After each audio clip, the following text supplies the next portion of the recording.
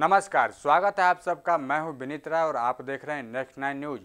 आज हम अपने इस खास प्रोग्राम में आपको बताएंगे दुनिया के सबसे प्रख्यात पंडित माने जाने वाले रावण से जुड़ी एक ऐसी बात को जिसके बारे में आपने शायद ही सुना होगा। भारत के प्राचीन ग्रंथों में आज से लगभग 10,000 साल पहले विमानों और उनके युद्धों का विस्तार से वर्णन मिलता है।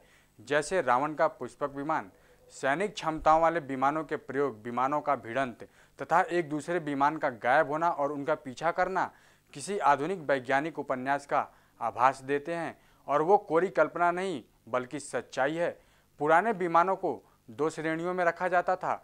मानव निर्मित विमान जो आधुनिक विमानों की तरह पंखों के मदद से उड़ान भरते थे, और आश्चर्यजनक विमान जो मानव निर्मित तो नहीं थे लेकिन उनका आकार प्रकार आधुनिक उड़न तस्तरियों के जैसा होता था। भारतीय उल्लेख में प्राचीन संस्कृत भाषा में सैकड़ों की संख्या में उपलब्ध हैं, लेकिन हमारे लिए खेद का विषय यह है कि उन्हें अभी तक किसी आधुनिक भाषा में अनुवादित नहीं किया गया है। पुराने भारतीयों ने जिन विमानों का आविष्कार किया था उन्होंने विमानों की संचालन प्रणाली तथा उनकी देखभाल संबंधी निर्देश भी बताए थे जो आज भी उपलब्ध हैं, और उनमें से कुछ का तो अंग्रेजी में अनुवाद भी किया जा चुका है। उस समय में विमानों को बनाने के लिए सोने, चांदी तथा लोहे के धातु का प्रयोग किया जाता था और उन दोनों के पंखों भी होते थे।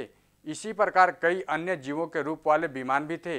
इसमें कोई शक नहीं कि 20वीं सदी की तरह पहले भी इंसानों ने उड़ने की प्रेरणा पक्षियों से ही ली होगी। तो आइए जानते हैं कि प्राचीन समय में जो विमान थे वो किस प्रकार के थे और कैसे काम किया करते थे। ऋग्वेद में कम से कम 200 बार विमानों के बारे में उल्लेख मिलता है, जिसमें तिमंजिला, त्रिभुजाकार के और तिपहिए विमानों का उल्लेख है, जिन्हें अश्विनों यानी कि वैज्ञानिकों ने बनाया था, जिनमें साधारण तौर पर 3 यात्री जा सकते थे। इसी प्रकार से कई अन्य जीवों के रूप में मिलने वाले विमान भी थे, जिसमें कई संदेह नहीं था कि 20वीं सदी की तरह पहले भी मानवों ने उड़ने की प्रेरणा पक्षियों से ही ली होगी। यातायात के लिए ऋग्वेद में जिन विमानों का उल्लेख है वो इस प्रकार है। 1 जलयान, ये यान वायु तथा जल दोनों तलों में चल सकता था। 2 ये विमान वायु और जल दोनों तलों में चल सकता था। 3 त्रिताला यान, इस विमान का आकार तिमंजिला होता था। और 4 त्रिचक्र रथ, ये तिपहिया विमान होता था और आकाश में भी उड़ सकता था। 5वां वायु रथ था, ये रथ की शक्ल का यान होता है और ये विमान गैस और वायु की शक्ति से चलता था। 6वां विमान ये था कि विद्युत रथ, ये यान एक तरह का रथ विमान होता था और विद्युत की शक्ति से चलता था। हम आपको बता दें कि यजुर्वेद में भी एक अन्य विमान होता था और उसकी संचालन प्रणाली का उल्लेख भी है, जिसका निर्माण जुड़वा अश्विन कुमारों ने किया था और इस विमान के प्रयोग से उन्होंने राजा भृगु को समुद्र में डूबने से भी बचाया था। 1875 ईस्वी में भारत के एक मंदिर में विमानिका शास्त्र ग्रंथ की एक प्रति मिली थी और इस ग्रंथ को ईसा के 400 साल पहले का बताया गया था, जो ऋषि भारद्वाज के द्वारा रचित माना जाता है, जिसका अनुवाद अंग्रेजी भाषा में भी हो चुका है। इसी ग्रंथ में पूर्व के 97 अन्य विमानों का वर्णन है और 20 ऐसी कृतियों का वर्णन है जो विमानों के आकार प्रकार के बारे में विस्तार से जानकारी देते हैं। लेकिन हमारे लिए खेद का विषय ये है कि इनमें से कई अमूल्य कृतियां अब लुप्त हो चुकी हैं।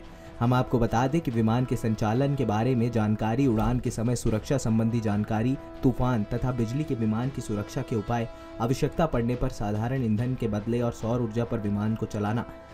इससे ये साबित होता है कि इस विमान में एंटी ग्रेविटी क्षेत्र की यात्रा की क्षमता भी होती थी।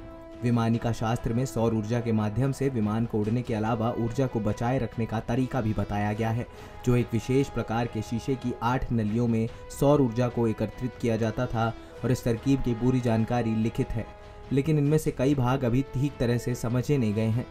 विमानिका शास्त्र एक ऐसा शास्त्र है जिसमें पुराने समय में प्रयोग किए जाने वाले सभी विमानों का जिक्र किया गया है कि वो किस प्रकार के विमान होते थे और वो किस तरह से चलते थे। इस शास्त्र के 8 भाग होते हैं, जिनमें विस्तारित मानचित्रों में विमानों की बनावट के अलावा विमानों को अग्नि तथा टूटने के बचाव के भी तरीके लिखे हैं। ग्रंथ में 31 उपकरणों का वर्णन है तथा 16 धातुओं का उल्लेख भी किया गया है जो विमान निर्माण में प्रयोग की जाती थी, जो विमानों के निर्माण के लिए उपयुक्त मानी गई है क्योंकि वो सभी धातुएं गर्मी को सहने की क्षमता रखती हैं और भार में भी हल्की होती हैं। ये ग्रंथ भी ऋषि भारद्वाज के द्वारा रचा गया है और इसके 40 भाग हैं, जिनमें एक भाग विमानिका प्रकरण भी है। इस ग्रंथ में ऋषि भारद्वाज ने विमानों को 3 श्रेणियों में रखा था। अंतर्देशीय विमान, जिससे एक स्थान से दूसरे स्थान पर जाते हैं। अंतर्राष्ट्रीय विमान, जिससे एक देश से दूसरे देश को जाते थे, अंतरिक्षीय विमान जिससे एक ग्रह से दूसरे ग्रह तक जाते थे, जिनमें से अति उल्लेखनीय सैनिक विमान थे जिनकी विशेषताएं विस्तार पूर्वक लिखी गई हैं और वो अति आधुनिक साइंस फिक्शन के लेखक को भी आश्चर्यचकित कर सकती हैं। तो आइए जानते हैं कि सैनिक विमानों की विशेषताएं क्या थी और किस प्रकार की थीं। पूरी तरह से अटूट, अग्नि से पूरी तरह सुरक्षित और आवश्यकता पड़ने पर पलक झपकने मात्र के समय के अंदर ही एकदम से स्थिर हो जाने में सक्षम, शत्रु के सामने से गायब हो जाने की क्षमता, शत्रुओं के विमानों में होने वाली बातचीत तथा अन्य ध्वनियों को सुनने में सक्षम, शत्रु के विमान के भीतर से आने वाली आवाजों को तथा उन वहां के दृश्यों को रिकॉर्ड कर लेने की क्षमता, शत्रु के विमान की दिशा तथा दशा का अनुमान लगाना और उस पर निगरानी रखना, शत्रु के विमान के चालकों तथा यात्रियों को लंबे समय के लिए स्तब्ध कर देने की क्षमता, निजी रुकावटों की दशा से उबरने की क्षमता, आवश्यकता पड़ने पर खुद को नष्ट कर सकने की क्षमता, चालकों तथा यात्रियों में मौसमानुसार अपने आप को बदल लेने की क्षमता, तापमान को नियंत्रण करने की क्षमता, हल्की गर्मी को ग्रहण कर सकने वाली धातुओं से निर्मित तथा अपने आकार को छोटा बड़ा करने तथा अपने चलने की आवाज़ों को पूरी तरह से नियंत्रित कर सकने में सक्षम। हम आपको बता दें कि सोचने वाली बात यह है कि इस प्रकार का विमान अमेरिका के अति आधुनिक स्टेल्थ फाइटर तथा उड़न तश्तरी का मिश्रण भी हो सकता है। ऋषि भारद्वाज कोई आधुनिक फिक्शन राइटर नहीं थे, लेकिन ऐसे विमान की कल्पना करना ही आधुनिक बुद्धिजीवियों को चकित कर सकता था कि भारत के ऋषियों ने इस प्रकार के वैज्ञानिक मॉडल का विचार कैसे किया होगा। लेकिन उन्होंने अंतरिक्ष जगत और अति आधुनिक विमानों के बारे में लिखा जब विश्व के अन्य देश साधारण खेतीबाड़ी का ज्ञान भी पूरी तरह से हासिल नहीं कर पाए थे।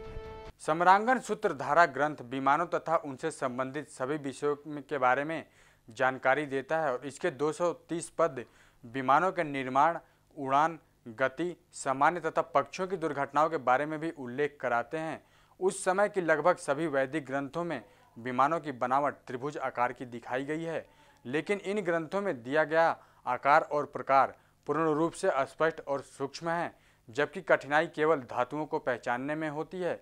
सम्रांगण सूत्रधारा के अनुसार सर्वप्रथम 5 प्रकार के विमानों का निर्माण ब्रह्मा, विष्णु, यम, कुबेर तथा इंद्र के लिए किया गया था और इसके बाद अतिरिक्त विमान बनाए गए थे जो मुख्यतः 4 प्रकार के थे। तो आइए जानते हैं उन 4 प्रकार के विमानों के बारे में। सम्रांगण सूत्रधारा के अनुसार सर्वप्रथम 5 प्रकार के विमानों का निर्माण ब्रह्मा, विष्णु, यम, कुबेर तथा इंद्र के लिए किया गया था, जबकि बाकी के अतिरिक्त विमान बनाए गए थे जो 4 प्रकार के थे। पहला रुक्मा नौकीले आकार के और स्वर्ण रंग के होते थे। दूसरा सुंदर रॉकेट की शक्ल तथा चांदी युक्त होते थे। तीसरा त्रिपुर 3 तल वाले विमान होते थे और चौथा शकुन का आकार पक्षी जैसा होता था। आपको बता दें कि विमान के बारे में 10 अध्याय इन विषयों पर लिखे गए हैं, जैसे कि विमान चालकों का प्रशिक्षण, उड़ान के मार्ग, विमानों के फल पुर्जे, उपकरण, चालकों एवं यात्रियों के परिधान तथा लंबी विमान यात्रा के समय भोजन किस प्रकार का होना चाहिए। ग्रंथ में धातुओं को साफ करने की विधि, उसके लिए प्रयोग करने वाले द्रव्य, अम्ल जैसे नींबू अथवा सेब या कोई अन्य रसायन, विमान में प्रयोग किए जाने वाले तेल तथा तापमान आदि के विषयों पर भी लिखा गया है।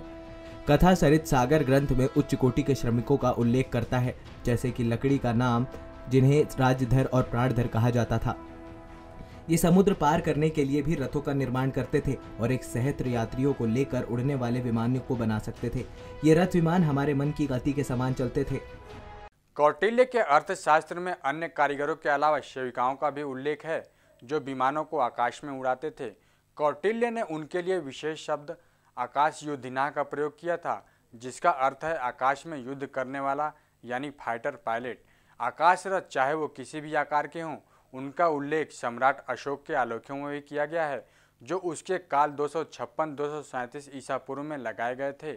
इन तथ्यों को केवल कोरी कल्पना कहकर नकारा नहीं जा सकता है, क्योंकि कल्पना को भी आधार के लिए किसी ठोस धरातल की जरूरत होती है। क्या विश्व में अन्य किसी देश के साहित्य में इन विषयों पर प्राचीन ग्रंथ लिखा गया है, या आज तकनीक में भारत की उन्हीं प्राचीन कल्पनाओं को हमारे सामने फिर से साकार कर दिखाया है? तो दोस्तों, आज के लिए बस इतना ही। हम फिर हाजिर होंगे अपने अगले प्रोग्राम में कुछ ऐसी रोचक जानकारियों के साथ। तब तक के लिए देखते रहिए नेक्स्ट 9 न्यूज़। अब हमें इजाज़त दीजिए। नमस्कार।